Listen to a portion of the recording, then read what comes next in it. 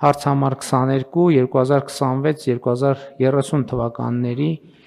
իմունականխարգելման ծրագիրը հաստատելու մասին հարցը զեկուցող առողջապահության նախարար Անահիտ Ավանեսյան։ Համեցեք տիկին Ավանեսյան։ Շնորհակալություն մեծարգո վարչապետ, հարգելի գործընկերներ, այս որոշմամբ մենք հաստատում ենք հանրային առողջապահական ամենակարևոր երաշխիքներից մեկը հանդիսացող պատվաստումների ազգային օրացույցը, նաև պատվաստումների վերաբերյալ միջազգային վկայականների տրամադրման ձևաչափը եւ այն թիրախները, որոնք մենք մեզ համար դնում ենք պահպանելու 0-ից 1 տարեկան երեխաների պատվաստման ցուցանիշների առումով եւ իհարկե վարակիչ վտանգավոր հիվանդությունների ուրեմն զրոյական դեպքերը պահպանելու մեր այսօրվա իրավիճակը։ Պարոն վարչապետ, մենք պետք է ասեմ, որ վերջին տարիներին ներդրել ենք նոր նաև պատվաստանյութեր, ուրեմն ներդրել ենք մեր ազգային օրացույցում վերջին սերնդի ավելի համակցված 6-ավալենտ պատվաստանյութեր, որոնք շատ ավելի ուրեմն զերծ են պահում մի քանի անգամ պատվաստվելու խնդրից եւ պիտի նշեմ իհարկե ջրծաղիկի պատվաստանյութը, որը այլևս մեր օրացույցի մաս է կազմում եւ պիտի մի հանգամանքել նշեմ, որ վարակիչ հիվանդությունների կանխարգելման առումով պատվաստումների եւ նաեւ հանրության մոտ տեղեկատվական դաշտի վրա աշխատանքը իր պտուղները տալիս է եւ մենք այս 2025 թվականին 0-ից 1 տարեկան երեխաների պատվաստումների ցուցանիշում գրանցել ենք 2011 թվականից, ինչքան որ տեղեկատվական վիճակագրական տվյալները մեզ հասանելի են, 95.1%, որը ամենաբարձր ցուցանիշն է։ Ես պիտի ասեմ, որ այստեղ նաև որոշակի առումով աշխատանքի ձևաչափի փոփոխությունն է իր պտուղները տալիս, մենք հասկանալով տեղեկատվական նաև ապակողմնորոշման հանգամանքը շատ մեծ ուշադրություն ենք դարձնում ծնողների հետ աշխատանքին, մեր մասնագետների հետ աշխատանքին եւ հասկանում ենք, որ տեղեկատվական դիմակայունությունը բարձրացնելու առումով սա շատ կարեւոր է։ Եվ պիտի ասեմ, որ ջրծաղիկի պատվաստումների առումով մեր նպատակն է, որ մեր երեխաները արդեն կայուն իմունիտետով նաև զորակոչվելուց այս հիվանդացություն առաջացնող եւ աշխատանքներին շատ մեծ խոչընդոտ հանդիսացող ջրծաղիկի ուրեմն հիվանդությունը մենք այլևս Հայաստանում չունենանք ոչ բռնկումներ եւ ոչ էլ դեպքեր։ Ըստ էության, պարոն վարչապետ, մենք նաև Հայաստանում ուրեմն արկայություն ենք ապահովում այլ երկրներ մեր քաղաքացիների ճամփորդության համար անհրաժեշտ պատվաստանյութերի պաշարները եւ դրանք հասանելի են եւ տրամադրում ենք նաեւ միջազգային ձևաչափի սերտիֆիկատներ եւ նշեմ, որ մեր իմունականխարգելման գործընթացները նաեւ թվայնացման մեր առաջին թիրախն էին եւ այս առումով ըստ էության մենք սկսած պլանավորումից, պահեստավորումից եւ արդեն պատվաստումների իրականացման գործընթացից անցել ենք ամբողջական թվայնացման այս շրջափուլը ավարտել ենք։ Շնորհակալություն, խնդրում եմ հաստատել։ Շնորհակալ եմ տիկին Ավանեսյան։ Իսկ մենք դուք ասացիք, որ մինչև 1 տարեկան երեխաների դեպքում պատվաստման թվերը մեզ հաջողվում է բարձրացնել, իսկ ընդհանուր առմամբ բնակչության շրջանում պատվաստվածների տեսակարար կշռի առումով համաձայն հաստատված ծրագրերի եւ նախագծերի մեզ հաջողվում է առաջընթաց ապահովել, որովհետեւ այո, դա տարօրինակ է եւ հետաքրքիր, բայց այդ հակաքարոզչությունը պատվաստման դեմ դել ինքը տենց անընդհատ ինչ որ աղբյուրներ ունի եւ այդ աղբյուրները, այսինքն անընդհատ ինչ որ ժամանակ ինքը տեսանելի է դառնում եւ պետքա հասկանանք նաեւ այստեղ ինչ անելիքներ ունենք։ Համեցեք։ Այո, պարոն վարչապետ, եւ թիրախային 3 պատվաստումներ ունենք, որոնք 0-ից 1 տարեկան երեխաների համար չեն, դա MPP պատվաստանյութն է, որը մենք իրականացնում ենք 13-ից 16 տարեկան դեռահասներին եւ աղջիկներին եւ տղաներին, որը կանխարգելում է քաղցկեղը եւ պիտի ասեմ, որ սրա մասով էլ 2025 թվականին գրանցել ենք 48% ընդգրկվածություն, համեմատականը 2021 թվականին 10 78%-ի։ Այսինքն այստեղ էլ բավական առաջընթաց ունենք եւ այստեղ էլ այդ տեղեկատվական անընդհատ խոսելու, աշխատելու, մասնագիտական առումով ներկայացնելու մեր քաղաքացիներին փաստահեն տեղեկատվություն տալիս է իր արդյունքները եւ ես նաեւ ուզում եմ շնորհակալություն հայտնեմ մեր ընտանեկան բժիշկներին, մանկաբույժներին, որովհետեւ սա նրանց նաեւ աշխատանքի արդյունքն է։ Հաջորդը գրիպի դեմ պատվաստանյութերի ցուցանիշներն են։ Մենք այս տարի պատվաստումները շատ ավելի վաղ ենք սկսել Հայաստանում սեպտեմբեր ամսից արդեն արկա են գրիպի դեմ պատվաստանյութը եւ 200,000 մոտ դեղաչափից արդեն 95%-ի չափը մենք իրականացրել ենք պատվաստումները։ Արդյոք հենց նաև այս հանգամանքն է, որ մեզ օգնում է սեզոնային գրիպի կանխարգելման առումով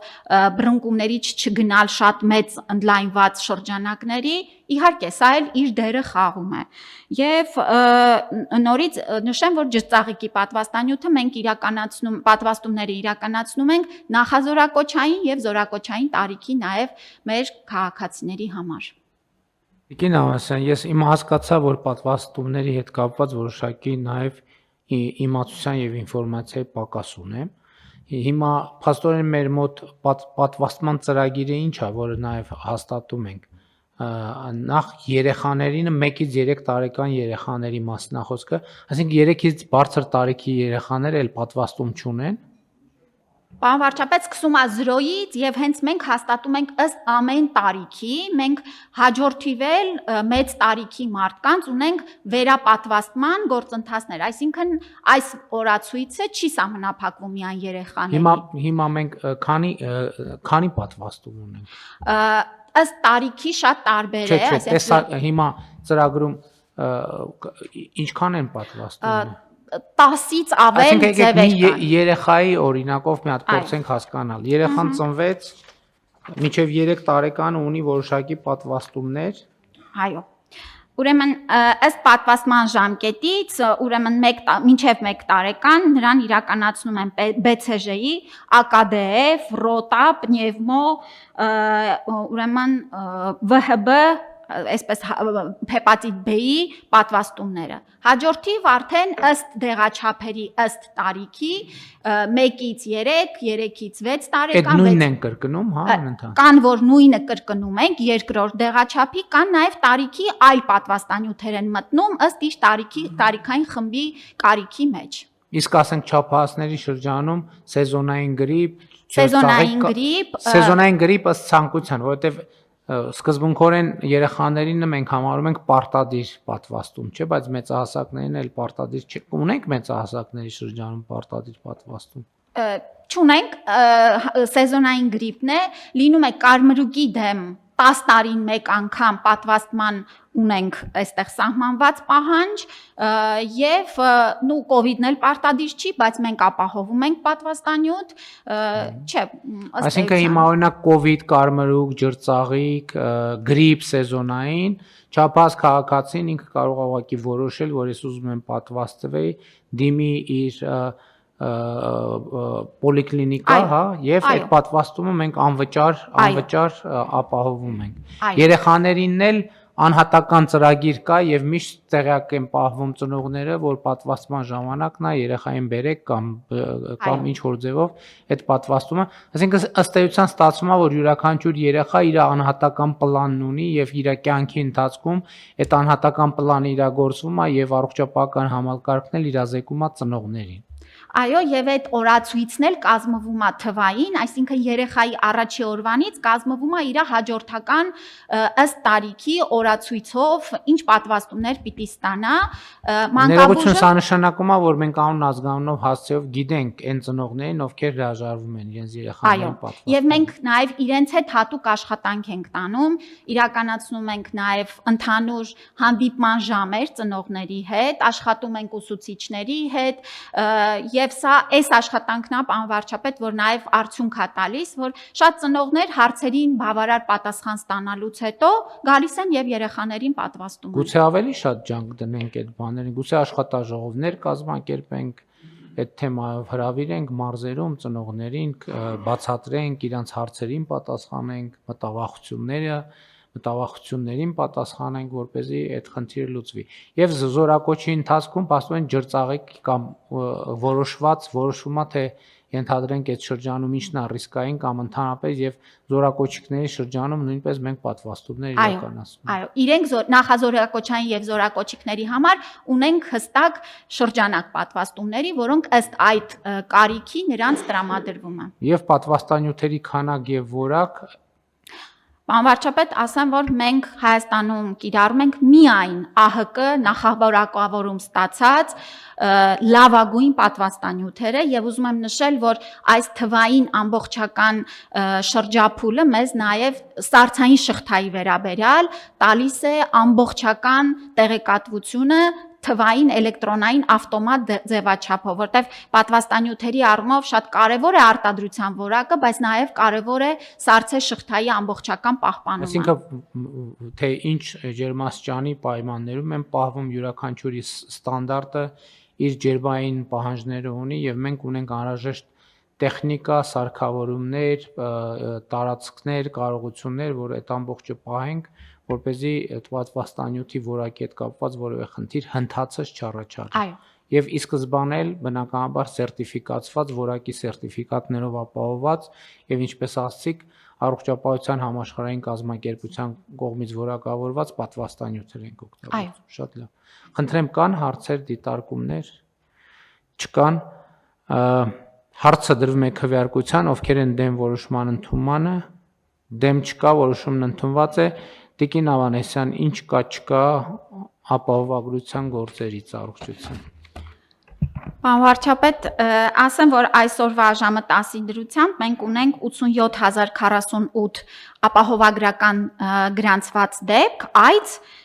որից ուրեմն 7739 ամբուլատոր այցեր են եւ 8612-ը հիվանդանոցային դեպքեր են։ Պետք է նշեմ, պարոն վարչապետ, որ մենք այս աճի տեմպը ըստ էության մեր ակնկալածի շրջանակներում է, մենք ուրեմն հետևում ենք ամենօրյա ուրեմն թե սպասարկված դեպքերի թվին, թե նաև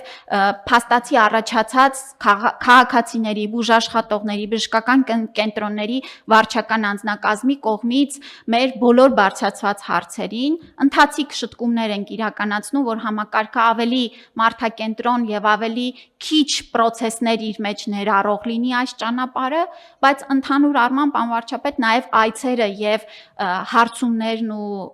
մեր քաղաքացիների հետ ըստ էության խոսակցությունը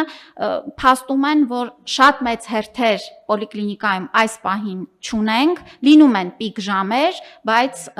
փորձառությունը ընդհանուր առմամբ դրական է։ Հիվանդանոցային օղակում առավել եւս մեր քաղաքացիները երբեմն զարմանում են, որ այո գործում է եւ նրանք ծառայությունը կստանան առանց վճարումներ իրականացնելու, քանի որ պետությունը իրենց ապահովագրավճարները վճարել է, բայց մենք աշխատանքները որոշ ծառայություններ, որոնք այն որ ստացել են եւ մտել է ապահովագրական փաթեթի մեջ։ Կարևոր է, որովհետեւ էլի մենք պետք է անդադ ասենք, որ ընդհանուր առմամբ երկրում բժշկական ծառայությունների մոտ 30%-ն է, որ ծածկվում է առողջության ապահովագրության համակարգի կողմից, բայց ամենաշատ պահանջարկ ունեցող 30%-ը։ Իսկ մենք այս ընթացքում նաև ինչպես պայմանավորվել ենք լրատվամիջոցները, սոցիալական ցանցերը մոնիտորինգի ենթարկում ենք եւ այնտեղ որտեղ կա ռացիոնալ եւ հիմնավորված քննադատություն, որպեսզի հատ դուրս բերենք եւ ամեն ինչի հետևից գնանք, որովհետեւ ինձ նախորդ օրը օրինակ լարեց ինչը, որ ես փոխվարչապետի նամակը տեսա կապված իր անձամբ իր տեսած դեղատանը իրավիճակի հետ, այդտեղ բայց ինչն է ինձ անդադ լարում, որ տեսեք փոխվարչապետը, նախարարը, վարչապետը պետք է անձամբ տեսնեն եւ ինձ ամենաշատը լարում այն, որ միջև անձամբ մեզնից որևէ մեկը չի առնչվում, այդ ինֆորմացիան ինստիտուցիոնալ չի գալիս մեզ հասնում։ Այսինքն ես երեք նույնիսկ այդ նամակը կարդալուց հետո մտածեցի, որ մենք կամավորության մասին օրենք ենք ընդունել եւ գործում այդ օրենքը, գուցե կամավորների խմբեր ձևավորենք, ովքեր մեր հանձնարարությամբ տարբեր ուղղություններով գնան ուղակի եւ մեզ համար ինֆորմացիա հավաքեն բերեն, որովհետեւ հիմա որովհետեւ կամավորի ինստիտուտը ուրիշ է։ Հիմա տեսեք, կա ես այն օրը էլի ասացի, որ ես լուրերով հետևում եմ, բայց այդ բանի տոնայնությունը սենց բան է անում, էլի, այդ ասացի քաղաքական ենթատեքստը, որ այդ ռեպորտաժի միակ նպատակն է նա ցույց տալ, թե ինչպես է երկիրը կործանվում աչքի առաջ եւ ոչ մեկ բան չի եւ մարդիկ ռեակցիա չեն տալիս։ Այսինքն դա քաղաքականացված տեղեկատվություն է, որը տոնայնությունից սկսած ինքը արդեն շատ հարց է, բայց գուցե մենք մեր ինստիտուցիոնալ համակարգը պետք է զարգացնենք։ Այո, մեր ինչ կլինի, մի քանի կամավորների խմբեր ձևավորենք, հենց կամավորության մասին օրենք կա։ Եթե չեմ սխալվում, աշխատանքի եւ սոցիալական հարցերի նախարարությունն է համակարգում, այնտեղ կամավորներ համակարգենք, մի խմբին ուղղորդենք, թող գնան դեղատներում մոնիտորինգ անեն, մյուս խմբին առողջապահական առաջնային օղակում մոնիտորինգ անեն, պատահականության սկզբունքով, մյուսին բժշկական կենտրոններում մոնիտոր, մի հատ է կողքից հայացք, որպեսզի մենք անդադ օրինակ իմ մտքով էլ այլի անցնում, ասում եմ մի օր մտնեմ եւ այլն, բայց նկատի ունեմ պետք է ինստիտուցիոնալ դարձնել այդ։ Եվ հիմա եկեք կամավորների խմբեր, փոքր ես չեմ ասում, որ շատ մեկ էլ ամբողջ հանրապետությունը կամավորագրվի բան դեղատուն եւ պոլիկլինիկա մտնելու, որպես մենք ինֆորմացիա ունենանք մարզերում եւ Երևանում, այդ լրացուցիչ, այդ օղակն էլ ունենանք, համել մարդիկ ներգրավեն եւ գուցե ուրիշ հայացքով այդ ամեն ինչի մասին մեզ պատմեն։